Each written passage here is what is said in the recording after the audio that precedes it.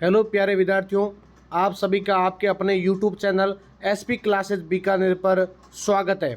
आपके लिए MA second semester Hindi साहित्य की महामैराथन क्लास और ये बीकानेर संभाग के सभी विद्यार्थियों के लिए महत्वपूर्ण है। और इस क्लास के अंदर बात करेंगे पेपर फर्स्ट के बाद पेपर 2 नंबर की, यानी जो पेपर 2 आपका रहने वाला है हिंदी साहित्य का इतिहास आधुनिक काल। बहुत ही ज़्यादा महत्वपूर्ण है। इस क्लास में आपको पूरा सिलेबस अच्छे से कवर करवाया जाएगा और इस क्लास के अंदर आपको वे क्वेश्चन करवाए जाएंगे साथ में और उत्तर नोट्स के माध्यम से, ताकि आपके एग्जाम में लगभग यहाँ से क्वेश्चन देखने को मिलने वाले हैं। जो नंबर दे रखे हैं आप उन पर मैसेज कर सकते हैं। आपको नाम मात्र शुल्क के साथ पीडीएफ मिल जाएगी। पीडीएफ फ्री नहीं है, जिसको भी चारों पेपर की पीडीएफ लेनी है वो वहीं मैसेज करे। ठीक है विद्यार्थियों, तो क्लास को शुरू करते हैं। बहुत ही महत्वपूर्ण है, क्लास को लाइक कर दें और चैनल को सब्सक्राइब कर दें। पहला क्वेश्चन रहने वाला आपके लिए कि आधुनिकता की अवधारणा तथा आधुनिक हिंदी साहित्य के विकास में उसकी योगदान या भूमिका स्पष्ट कीजिए। तो विद्यार्थियों, आधुनिकता एक ऐसी चेतना है जो परंपरागत मान्यताओं की समीक्षा करते हुए नवीन विचारों, वैज्ञानिक दृष्टिकोण, तर्कशीलता तथा परिवर्तनशील जीवन मूल्यों को स्वीकार करती है। हिंदी साहित्य में आधुनिकता का विकास 19वीं शताब्दी के उत्तरार्ध में विशेष रूप से दिखाई देता है। अंग्रेजी शिक्षा, पाश्चात्य संस्कृति के संपर्क, मुद्रणालयों की स्थापना तथा सामाजिक धार्मिक सुधार आंदोलनों ने आधुनिक चेतना को जन्म दिया। अगर बात करें, आधुनिकता का मूल आधार व्यक्ति की स्वतंत्र सोच है और सामाजिक जागरूकता यथार्थ दृष्टि होती है। यानी मध्यकालीन साहित्य जहाँ मुख्यतः भक्ति और श्रृंगार पर आधारित था, वहीं आधुनिक साहित्य में राष्ट्र, समाज, व्यक्ति और समकालीन इसके अंदर देखने को मिलते हैं विद्यार्थियों। उसके साथ साथ आधुनिक साहित्यकारों ने रूढ़ियों, जो पुरानी विचारधाराओं के लोग होते हैं, चाहे अंधविश्वास वाले लोग हैं या सामाजिक कुरीतियाँ, बुरी कोई प्रकार की बुरीतियाँ हैं, उन सब का उन्होंने विरोध किया तथा समाज सुधार की भावना को प्रोत्साहित, उसे आगे बढ़ाया था और उसे प्रोत्साहित किया था। अगर बात करें आधुनिक हिंदी साहित्य के विकास में, तो आधुनिकता की भूमिका अत्यंत महत्वपूर्ण है, उपयोगी साबित होती है विद्यार्थियों। इसके कारण साहित्य में राष्ट्रीय चेतना, लोकतांत्रिक मूल्य, नारी कल्याण, नारी जागरण, सामाजिक समानता, मानववाद का विकास हुआ। साहित्य केवल मनोरंजन का साधन न रहकर समाज परिवर्तन का माध्यम बन गया। भारतेंदु हरिश्चंद्र, महावीर प्रसाद द्विवेदी तथा अन्य साहित्यकारों ने आधुनिक चेतना को साहित्य में प्रतिष्ठित किया था। परिणाम स्वरूप हिंदी साहित्य में नई विधाओं, नई भाषा शैली तथा नवीन विषयों का समावेश हमें देखने को मिलता है। उसके साथ साथ अतः अगर देखें तो अतः आधुनिकता हिंदी साहित्य के विकास की आधारशिला है, जिसने साहित्य को नवीन दिशा, व्यापक दृष्टि और सामाजिक उपयोगिता प्रदान की थी। ये था आपके लिए पहला क्वेश्चन। बात करते हैं नेक्स्ट क्वेश्चन संख्या 2। दूसरा क्वेश्चन कौन सा है कि आधुनिक काल की पृष्ठभूमि एवं उद्भव की परिस्थितियों का वर्णन कीजिए। तो ये विद्यार्थियों, जो आपको मैं क्वेश्चन करवा रहा हूँ, ये लघुतरात्मक क्वेश्चन है जो आपके एग्जाम में पूछ जाते हैं। फिर हम बात करेंगे नेक्स्ट इंपॉर्टेंट दूसरे क्वेश्चन की। तो हिंदी साहित्य का आधुनिक काल भारतीय इतिहास के एक महत्वपूर्ण परिवर्तन काल का प्रतिनिधित्व करता है। इसका उद्भव अनेक राजनीतिक, सामाजिक, आर्थिक तथा सांस्कृतिक परिस्थितियों के परिणाम स्वरूप देखने को मिलता है। साथ राजनीतिक दृष्टि से अंग्रेजी शासन की स्थापना के ने भारतीय समाज को कोई दिशा प्रदान की थी और अंग्रेजी शिक्षा के प्रसार से भारतीयों का संपर्क पाश्चात्य विचारधाराओं से माना जाता है। स्वतंत्रता, समानता, लोकतंत्र तथा राष्ट्रवाद जैसे विचारों का प्रभाव भारतीय जनमानस पर पड़ा था। सामाजिक क्षेत्र में राजा राममोहन राय, स्वामी दयानंद सरस्वती तथा अन्य समाज सुधारकों ने बाल विवाह, सती प्रथा, अस्पृश्यता और अंधविश्वास जैसी कुरीतियों का विरोध किया था। इसने समाज में जागृति आई और नवीन चेतना विकसित हुई थी। सांस्कृतिक क्षेत्र में मुद्रणालयों की स्थापना तथा समाचार पत्रों के प्रकाशन से जन जागरण में महत्वपूर्ण भूमिका निभाई। साहित्य और शिक्षा का प्रसार बढ़ा तथा हिंदी भाषा को नई प्रतिष्ठा प्राप्त हुई थी। अगर देखें तो आर्थिक दृष्टि से औद्योगिकीकरण और नगरीकरण के कारण जीवन में अनेक परिवर्तन हुए। इन परिवर्तनों ने साहित्यकारों को नई विषय वस्तु प्रदान की और इन सभी परिस्थितियों के परिणाम स्वरूप हिंदी साहित्य में नवीन चेतना का उदय हुआ और साहित्यकारों ने समाज, राष्ट्र और व्यक्ति की समस्याओं को अभिव्यक्ति दी थी। इसी कारण आधुनिक काल को जागरण, नव चेतना और परिवर्तन का युग कहा जाता है विद्यार्थियों। यह था आपके लिए दूसरा क्वेश्चन। बात करें अगर नेक्स्ट 3 नंबर क्वेश्चन की, 3 नंबर क्वेश्चन कौन सा है, भारतेंदु हरिश्चंद्र के साहित्यिक योगदान का मूल्यांकन कीजिए। बहुत ही ज्यादा महत्वपूर्ण क्वेश्चन है। तो देखो, जिसने भी अभी तक क्लास को लाइक नहीं किया है या चैनल को सब्सक्राइब नहीं किया, सबसे पहले आप सभी विद्यार्थी एमए के कोई भी विद्यार्थी हैं तो आपके लिए जो हिंदी साहित्य की एक ऐसी क्लासेस चल रही है जो इसके आपके 3 से 4 वीडियो के अंदर पूरे के जो आपके पेपर होंगे आपको कवर करवाए जाएंगे और आपके लिए एग्जाम के लिए 100% उपयोगी रहने वाले। क्लास को पूरा देखना है, अच्छे से स्किप नहीं करना और हर एक क्वेश्चन आपके लिए इंपॉर्टेंट रहने वाला है। पीडीएफ में आपको पूरा अच्छे से कवर मिलने वाला है। तो क्वेश्चन संख्या 3 है, भारतेंदु हरिश्चंद्र के साहित्यिक योगदान का मूल्यांकन कीजिए। तो विद्यार्थियों, भारतेंदु हरिश्चंद्र को आधुनिक हिंदी साहित्य का जनक तथा हिंदी नवजागरण का अग्रदूत माना जाता है। छोटे वाला क्वेश्चन अगर आता है तो यहाँ से सही होने के पूरे चांस रहते हैं। उन्होंने हिंदी भाषा और साहित्य को नवीन दिशा प्रदान की तथा आधुनिक चेतना का विकास किया। भारतेंदु का जन्म 1850 ईस्वी में वाराणसी में हुआ था। उन्होंने साहित्य को राष्ट्रीय, सामाजिक और सांस्कृतिक चेतना का माध्यम बनाया। उनके साहित्य में देशभक्ति, समाज सुधार, राष्ट्रीय गौरव तथा नव जागरण की या जन जागरण की भावना प्रमुख रूप से देखने को मिलती है।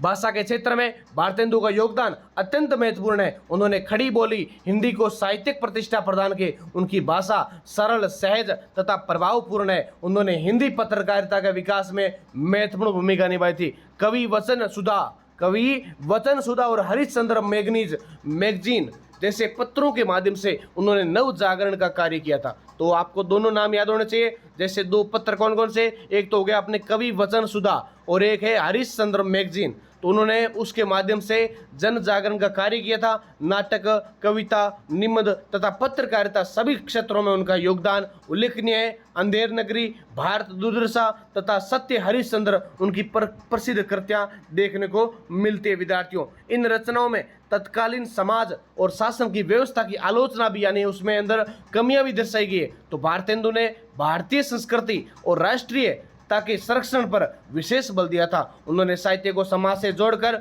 उनकी उपयोगिता सिद्ध की है। उनके प्रयासों से हिंदी साहित्य में आधुनिक चेतना, यथार्थवाद तथा राष्ट्रीय भावना का विकास हुआ। निष्कर्षतः भारतेंदु हरिश्चंद्र ने हिंदी साहित्य को नवीन दिशा प्रदान करते हुए आधुनिक युग की आधारशिला प्रदान स्थापित की है। उनका योगदान हिंदी साहित्य के इतिहास में सदैव स्मरणीय रहेगा।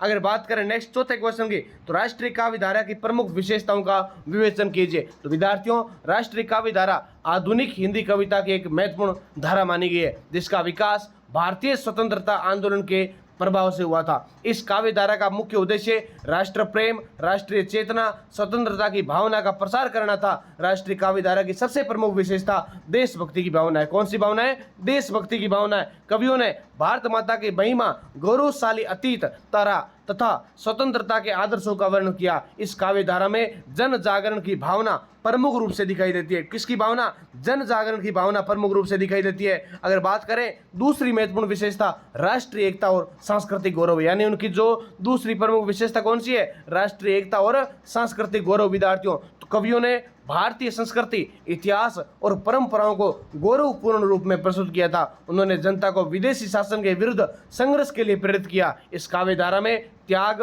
बलिदान और वीरता का भी महत्वपूर्ण स्थान मिलता है। कवियों ने स्वतंत्रता सेनानियों के आदर्शों का गुणगान किया तथा जनता में उत्साह और साहस का संचार किया था। विद्यार्थियों, किसका किया था? साहस का संचार किया। भाषा की दृष्टि से देखा जाए तो राष्ट्रीय काव्य धारा की भाषा सरल, ओजपूर्ण तथा प्रेरणादायक है। अगर भाषा की दृष्टि से बात करें तो उनकी जो काव्य की भाषा है विद्यार्थियों, तो भाषा सरल भी है, ओजपूर्ण भी है और प्रेरणादायक भी है। इसमें जन सामान्य तक संदेश पहुंचाने की क्षमता विद्यमान रहती है। मैथिली शरण गुप्त, माखनलाल चतुर्वेदी, रामधारी सिंह दिनकर तथा सुभद्रा कुमारी चौहान इस धारा के प्रमुख कवि माने जाते हैं। इसकी रचनाओं ने स्वतंत्रता आंदोलन को वैचारिक शक्ति प्रदान की थी। अतः राष्ट्रीय काव्य धारा हिंदी साहित्य में राष्ट्रीय चेतना, जन जागरण और स्वतंत्रता संघर्ष की सशक्त अभिव्यक्ति मानी गई है। नेक्स्ट आपके लिए 5 नंबर क्वेश्चन है।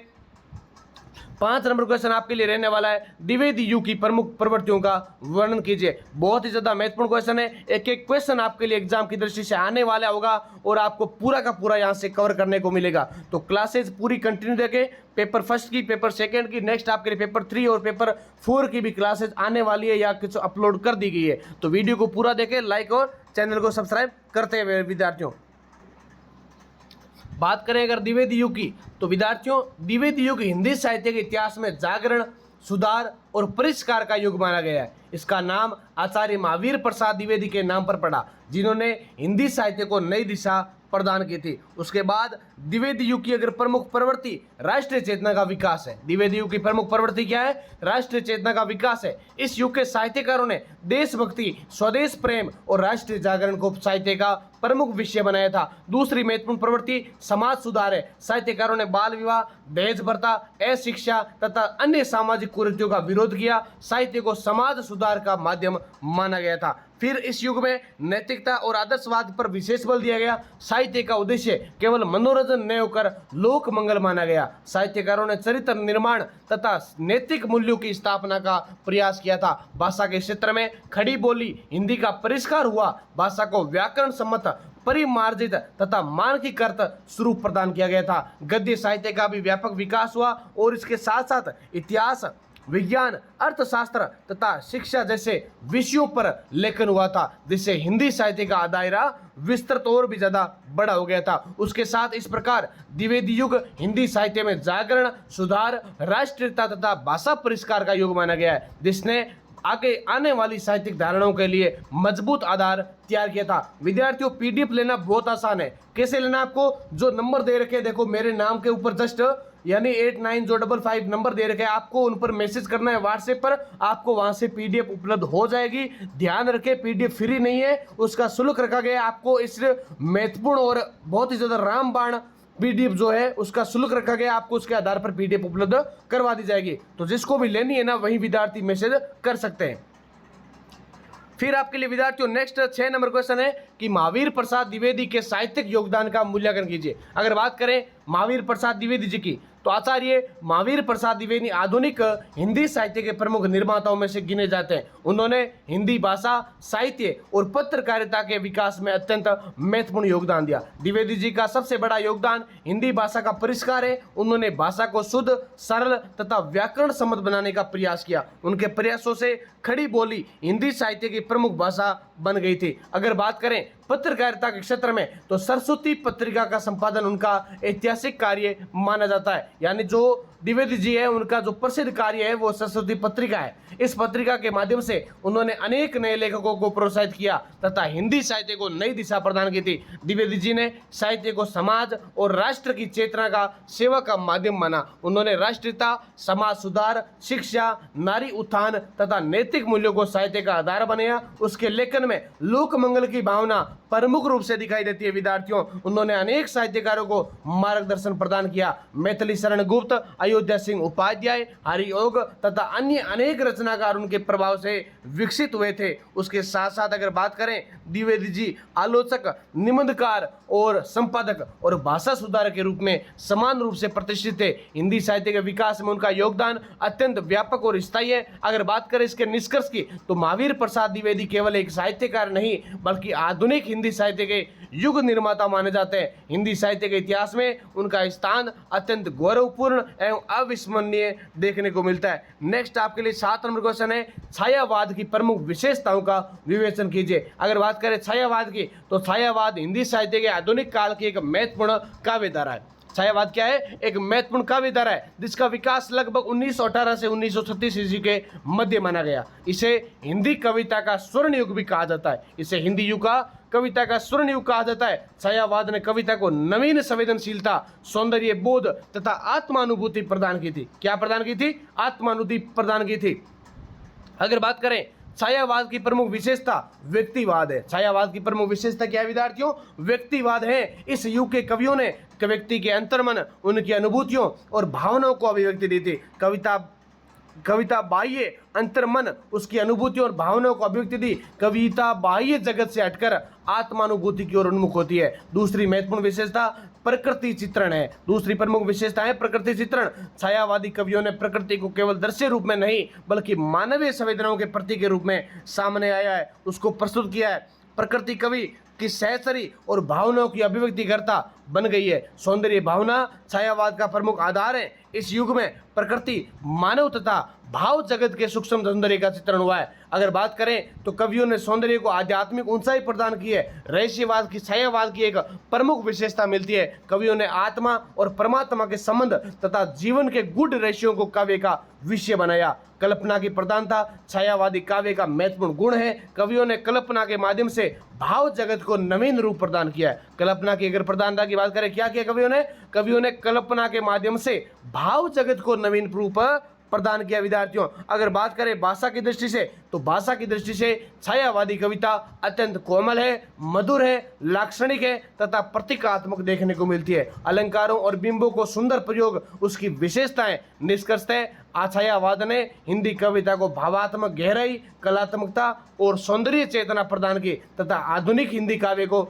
नई दिशा प्रदान की। नेक्स्ट आपके लिए जो अगला क्वेश्चन है, 8 नंबर क्वेश्चन है कि जयशंकर प्रसाद का छायावादी काव्य में योगदान स्पष्ट कीजिए। तो बात करें अगर जयशंकर प्रसाद की थी, तो जयशंकर प्रसाद छायावाद के प्रमुख स्तंभों में से एक है। उन्होंने हिंदी कविता को दार्शनिक गहराई, सांस्कृतिक चेतना और भावात्मक रूप प्रदान किया। क्या किया है? भावात्मक रूप प्रदान किया है। उनके काव्य में भारतीय संस्कृति, मानवता और सौंदर्य का अद्भुत समन्वय मिलता है। प्रसाद जी के काव्य की सबसे बड़ी विशेषता उनकी दार्शनिक दृष्टि से। कैसी है? दार्शनिक दृष्टि है। उन्होंने मानव जीवन के गूढ़ प्रश्नों को काव्य का विषय बनाया। उनकी प्रसिद्ध कृति है कामायनी। उनकी प्रसिद्ध कृति कौन सी है? जयशंकर प्रसाद की प्रसिद्ध कृति है कामायनी। हिंदी साहित्य की महानतम कृतियों में से गिनी जाती है। अगर प्रसाद के काव्य में मानवतावादी की भावना प्रमुख देखने को मिलती है, प्रसाद के काव्य में मानवतावाद की भावना सबसे प्रमुख मिलती है। वे मनुष्य की गरिमा और उसकी सृजनात्मकता शक्ति में विश्वास करते हैं। उनके साहित्य में समस्त मानव जाति के कल्याण की भावना दिखाई देती है।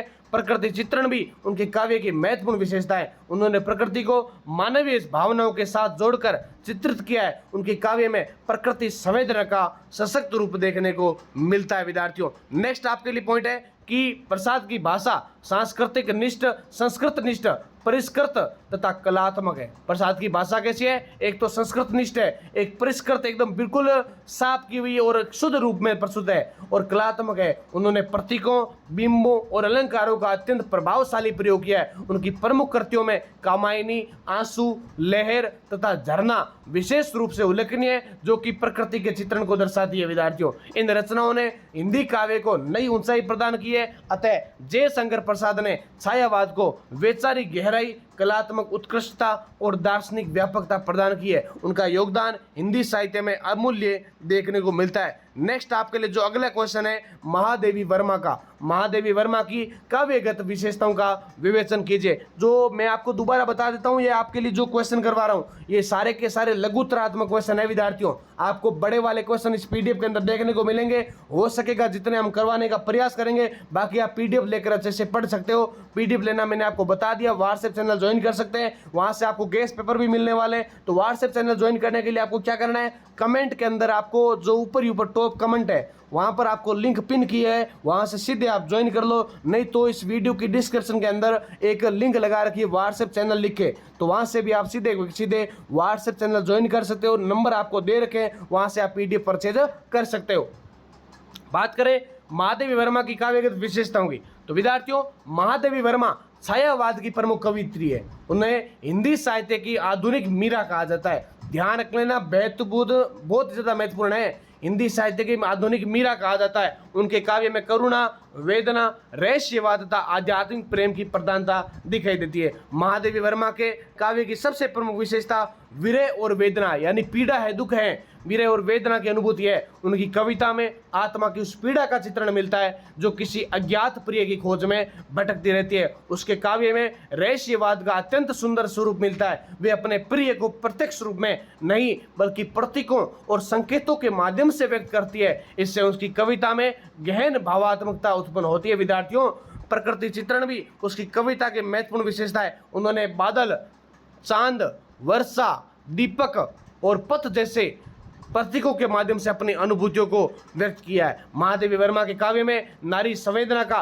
सुंदर चित्रण मिलता है। उन्होंने नारी के आत्मसम्मान, स्वतंत्रता और संवेदनशीलता को नई अभिव्यक्ति प्रदान की। भाषा की दृष्टि से उनका काव्य अत्यंत मधुर, संगीतात्मकता तथा भावपूर्ण है। प्रतीकात्मकता और लाक्षणिकता उनकी शैली की प्रमुख विशेषताएं मानी जाती है विद्यार्थियों। उसके साथ साथ उनकी प्रमुख कृतियां यामा, निहार, रश्मि, निर्जा और सांध्य गीत हैं। उसकी अगर निष्कर्ष की बात करें तो महादेवी वर्मा ने हिंदी कविता को करुणा, संवेदना और आध्यात्मिक प्रेम की नई दिशा प्रदान की है और साह्यवाद को समृद्ध बनाया। नेक्स्ट आपके लिए जो 10 नंबर क्वेश्चन है कि प्रगतिवाद की प्रमुख प्रवृत्तियों का विवेचन कीजिए। प्रगतिवाद की अगर बात करें तो विद्यार्थियों, प्रगतिवाद हिंदी साहित्य की एक महत्वपूर्ण काव्यधारा है जिसका विकास 1936 में आसपास में हुआ। तो छोटा वाला क्वेश्चन आए तो याद कर लेना, प्रगतिवाद जिसका विकास 1936 के आसपास हुआ था। यह साहित्य को समाज परिवर्तन का माध्यम मानती है। प्रगतिवादी कवियों ने सामाजिक यथार्थ और वर्ग संघर्ष तथा शोषित वर्ग की समस्याओं को अपनी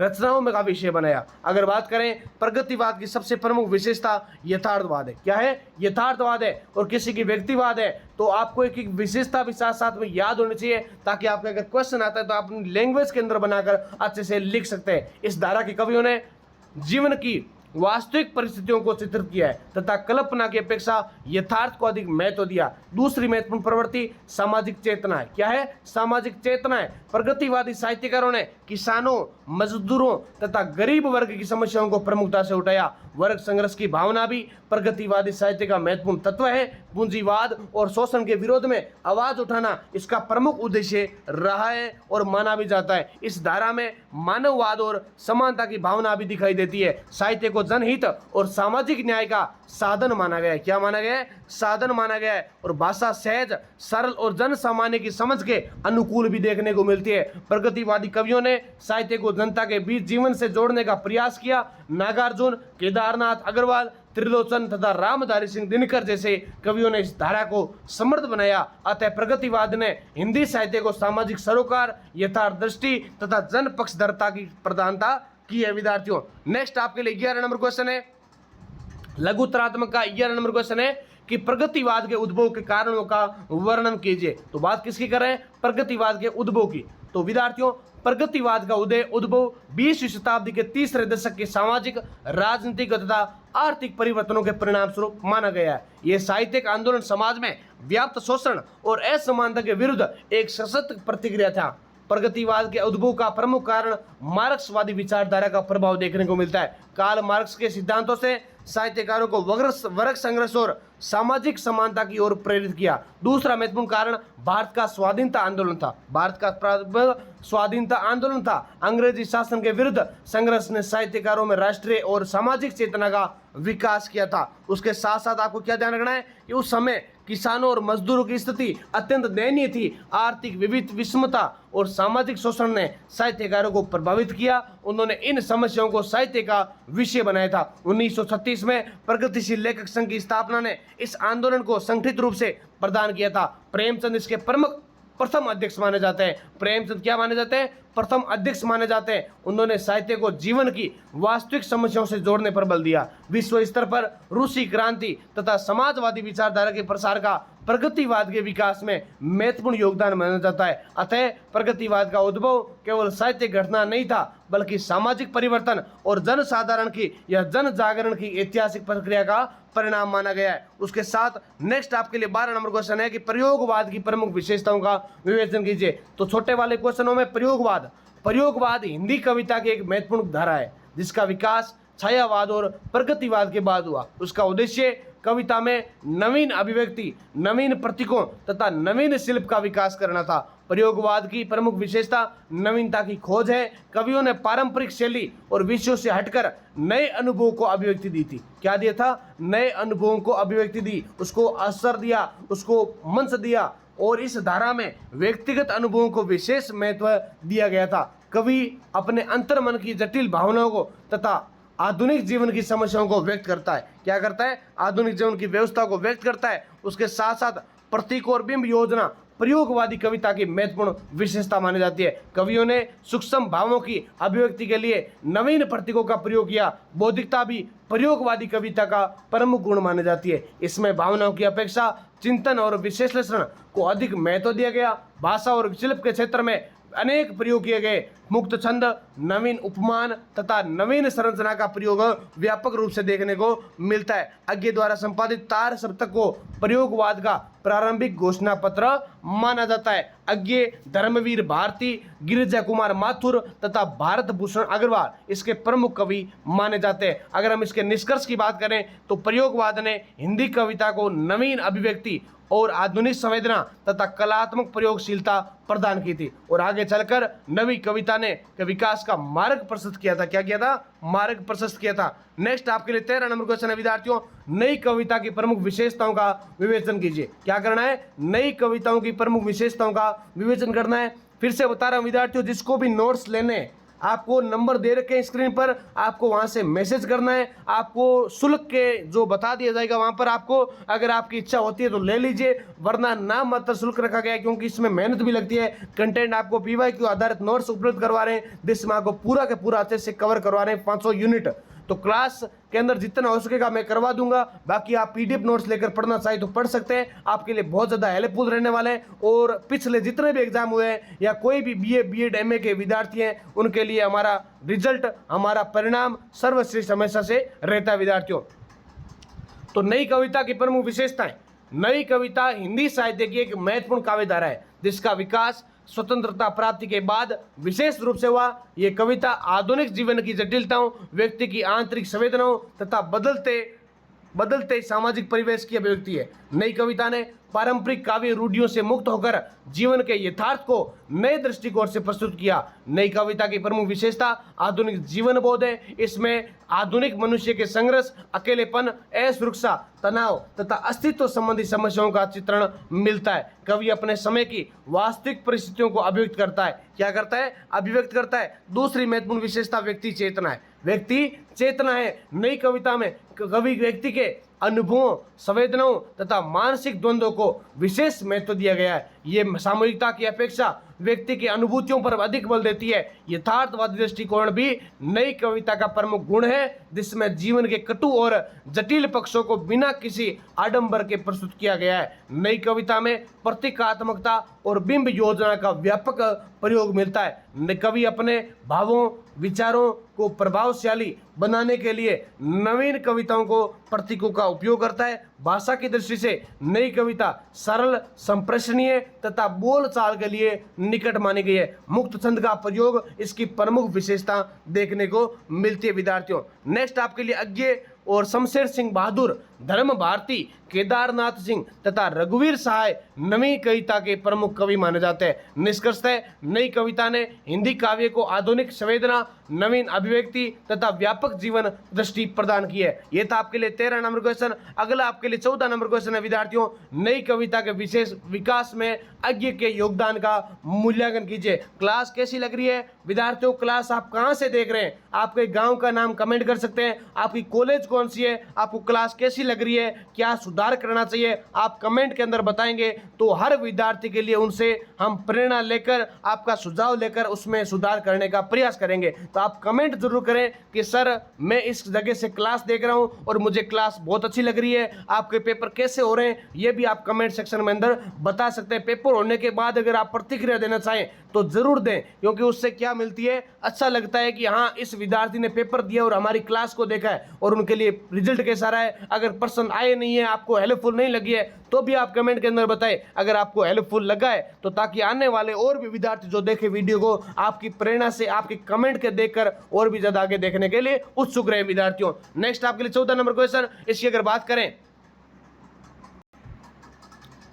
तो सच्चिदानंद वात्स्यायन अज्ञे नई कविता के प्रमुख प्रवर्तक और समर्थक कवि माने जाते हैं।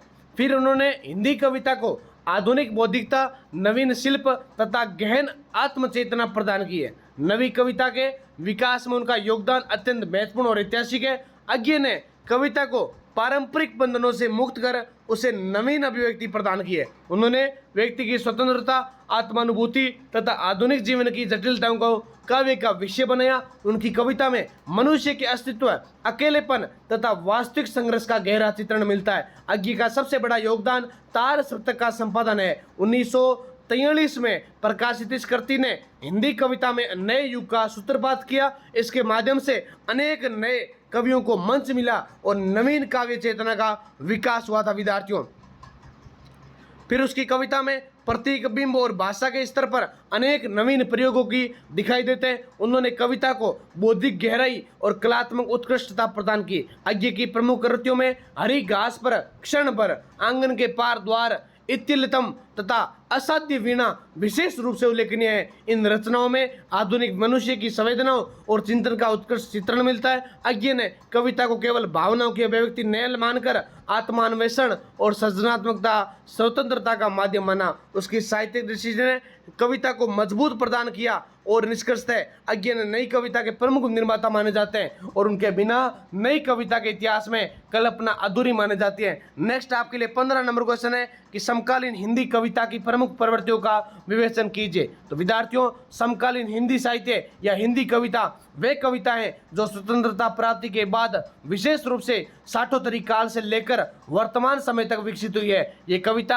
आधुनिक समाज, राजनीति, संस्कृति तथा व्यक्ति जीवन से जुड़ी समस्याओं को अभिव्यक्ति करती है। समकालीन कविता की सबसे प्रमुख प्रवृत्ति सामाजिक यथार्थ का चित्रण है। इसमें आम आदमी के संघर्ष, गरीबी, बेरोजगारी, भ्रष्टाचार तथा सामाजिक विषमताओं को अपना प्रमुख मुद्दा से व्यक्त किया गया है।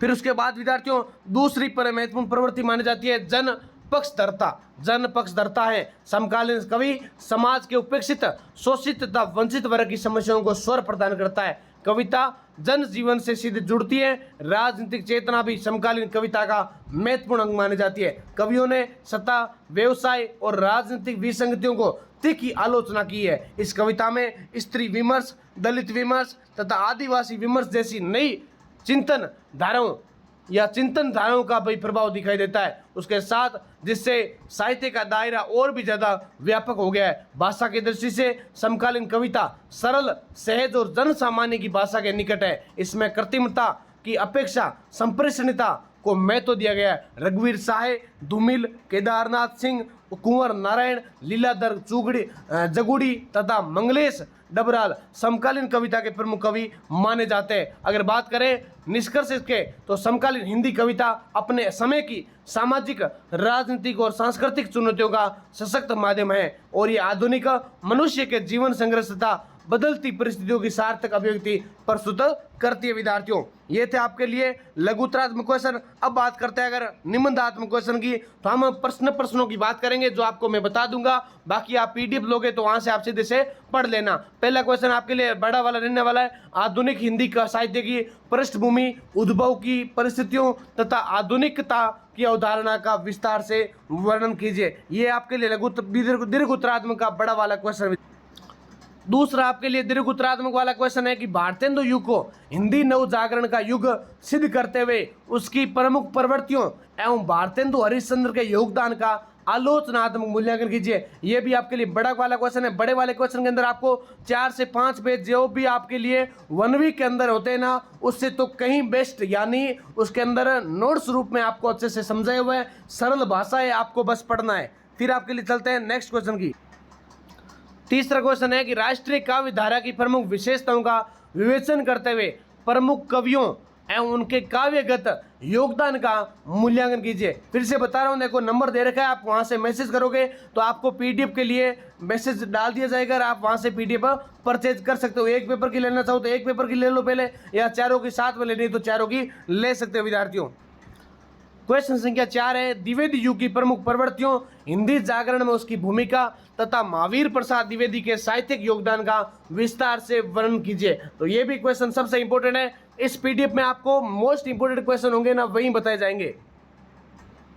प्रश्न संख्या 5, छायावाद की उत्पत्ति, नामकरण, स्वरूप तथा प्रमुख विशेषताओं का समालोचनात्मक विवेचन कीजिए।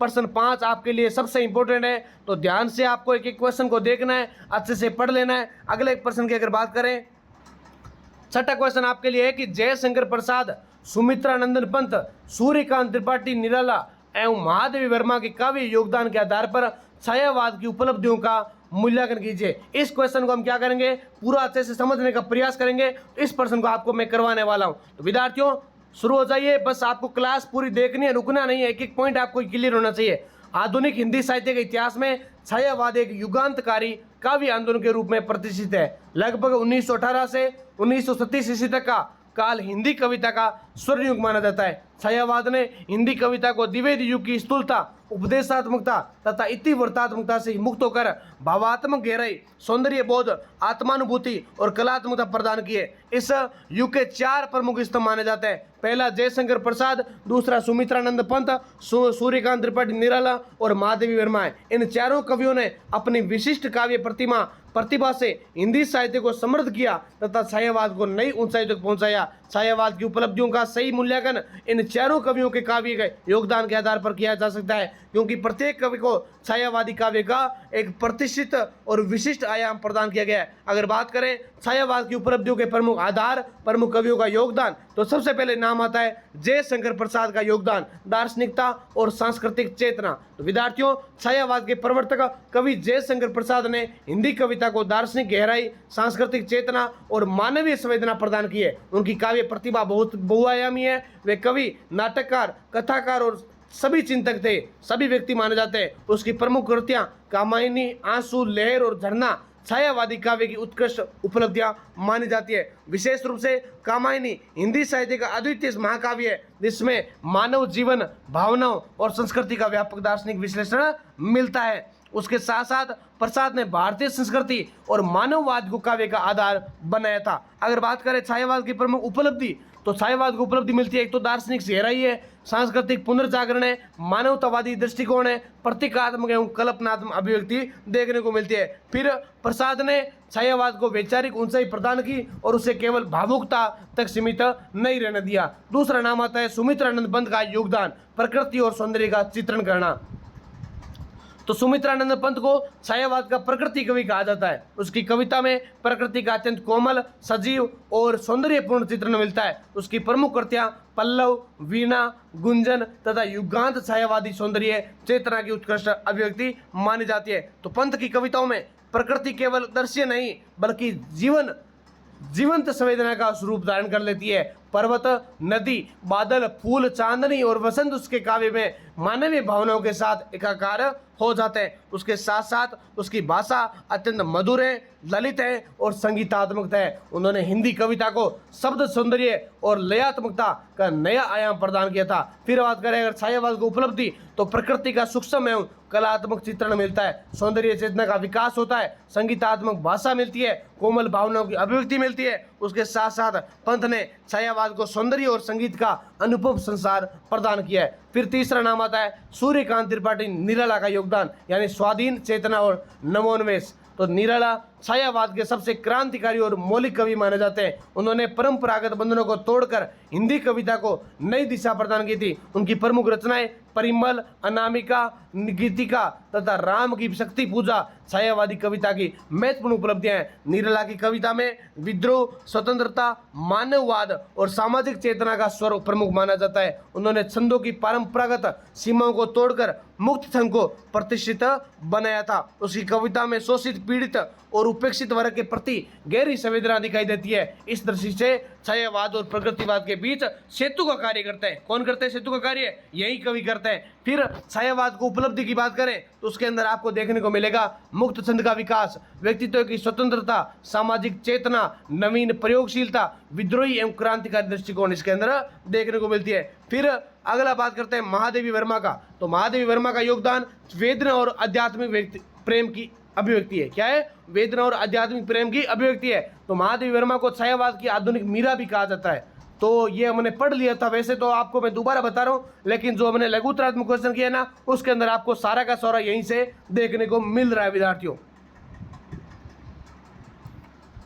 प्रश्न संख्या 7 को देखिए, प्रगतिवाद के उद्भव, वैचारिक आधार, प्रमुख प्रवृत्तियों तथा हिंदी कविता में उसके योगदान का विस्तृत विवेचन कीजिए। ये क्वेश्चन भी आपके लिए मोस्ट इंपोर्टेंट है। पीडीएफ के अंदर आपको अच्छे से मिल जाएगा और उसको अच्छे से एक्सप्लेन कर रखा है और बिल्कुल त्रुटि ना मात्र की भी नहीं है। अगर कोई गलती से हो जाती है तो उसको सुधार करने का प्रयास करने का बोलेंगे। बाकी आप कमेंट के अंदर बताइए कि सर आपको कैसी लग रही क्लास या क्वेश्चन आपको कैसे लग रहे हैं। और भी क्वेश्चन है जो आपको मैं बता रहा हूँ। वीडियो को पूरा देखना है, क्लास को लाइक करना है, चैनल को सब्सक्राइब करना मत भूलें।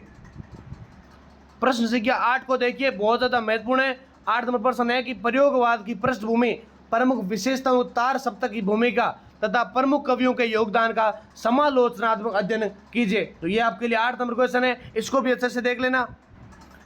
अगला है प्रश्न संख्या 9, नई कविता की परिस्थितियों, स्वरूप, प्रमुख प्रवृत्तियों तथा हिंदी काव्य के विकास में उसके योगदान का आलोचनात्मक विवेचन कीजिए। तो ये आपके लिए 9 नंबर क्वेश्चन रहने वाला है। आधुनिक हिंदी कविता के बारे में बताना है, कैसे उसका विकास हुआ, किस कौन कौन से आंदोलन हुए, सामाजिक के बारे में या राजनीति के बारे में, कोई भी आपको पॉइंट देखने को मिले तो आपको अच्छे से समझा देना है। अब आपके लिए जो दीर्घ उत्तरात्मक का अंतिम क्वेश्चन है कि समकालीन हिंदी कविता की प्रमुख प्रवृत्तियों, विविध काव्य आंदोलनों तथा प्रमुख कवियों के योगदान का विस्तार से मूल्यांकन कीजिए। ये भी क्वेश्चन आपके लिए बहुत ज़्यादा महत्वपूर्ण है। तो इसके अंदर अपने कोई ज़्यादा नहीं है, 15 लघु उत्तरात्मक क्वेश्चन है, 10 दीर्घ उत्तरात्मक क्वेश्चन है जो आपको अच्छे से तैयार करने हैं विद्यार्थियों। फिर आपको लास्ट के अंदर क्या मिलने वाले, अति लघु उत्तरात्मक क्वेश्चन, जो छोटे वाले क्वेश्चन आते हैं ना, लगभग 30 शब्द वाले, 50 शब्द वाले या 1 लाइन वाले, तो वो आपको यहाँ से लास्ट में देखने को मिलेगा। यानी कुल मिला के क्या करना है, इस पीडीएफ के अंदर आपको 10 बड़े वाले क्वेश्चन, 15 लघु उत्तरात्मक क्वेश्चन प्लस आपको 30 से 35 छोटे वाले क्वेश्चन आपको मिलने वाले। क्वेश्चन भी अच्छे स्तर के होंगे। जैसे कि पहला क्वेश्चन क्या है, आधुनिक हिंदी साहित्य का प्रारंभ कब माना जाता है। तो सामान्यतः 1850 ईस्वी से आधुनिक हिंदी साहित्य का प्रारंभ माना जाता है और भारतेंदु हरिश्चंद्र को इसका प्रवर्तक माना जाता है। हिंदी जागरण का अग्रदूत किसे कहा जाता है, तो भारतेंदु हरिश्चंद्र को हिंदी जागरण का अग्रदूत कहा जाता है, क्योंकि उन्होंने राष्ट्रीय चेतना, सामाजिक सुधार और भाषा विकास का कार्य किया था। अगर बात करें भारतेंदु हरिश्चंद्र की 2 प्रमुख रचनाओं के, तो एक अंधेर नगरी होगी, एक होगी भारत दुर्दशा। अगर बात करें भारतेंदु की 4 प्रमुख प्रवृत्तियां, राष्ट्रीय चेतना, समाज सुधार, पत्रकारिता का विकास तथा खड़ी बोली हिंदी का प्रसार। तो विद्यार्थियों क्लास कैसी लगी है, बस आपको इस क्लास के अंदर इतना ही कुछ करवाया जाएगा। बाकी आप अच्छे से वीडियो को देख लेना पूरा, और जितना हो सकेगा देखो मैंने प्रयास लघु उत्तरात्मक क्वेश्चन करवाने का किया है, ताकि उसके अंदर आपको बड़े वाले क्वेश्चन भी अच्छे से कवर हो जाएंगे, छोटे वाले भी कवर हो जाएंगे। आपको अच्छे से पढ़ लेना है। 500 यूनिट से आपको यहाँ से क्वेश्चन देखने को मिलेंगे परीक्षा के अंदर। यहाँ से आपको 80 से 90% तक क्वेश्चन क्लास एग्जाम में आने को मिलेंगे। तो वीडियो को लाइक कर दीजिए, चैनल को सब्सक्राइब कर दिए। क्लास कैसी लगी कमेंट में जरूर बताएं। बाकी आपके लिए तीसरा जो पेपर है आपके लिए, उसका वीडियो जल्दी आपके लिए अपलोड कर दिया जाएगा, आप इसको अच्छे से देख लेना। इसी के साथ जय हिंद, जय Bharat, all the best comment के अंदर जरूर बताएं।